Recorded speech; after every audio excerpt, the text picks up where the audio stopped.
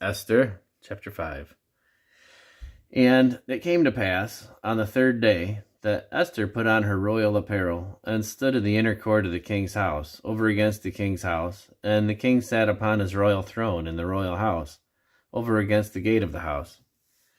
And it was so, when the king saw Esther the queen standing in the court, that she obtained favor in his sight, and the king held out to Esther the golden scepter that was in his hand.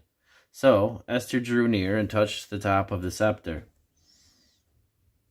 Then said the king unto her, What wilt thou, Queen Esther?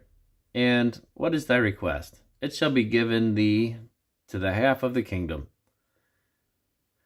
And Esther answered, If it seem good unto the king, let the king and Haman come this day unto the banquet that I have prepared for him.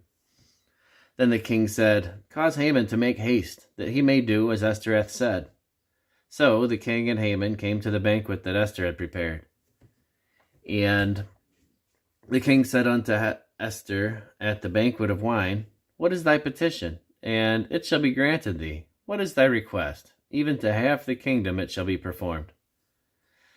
Then answered Esther and said, My petition and my request is, if I have found favor in the sight of the king, and if it please the king to grant my petition, and to perform my request, let the king and Haman come to the banquet that I shall prepare for them, and I will do tomorrow as the king hath said. Then went Haman forth that day joyful and with a glad heart.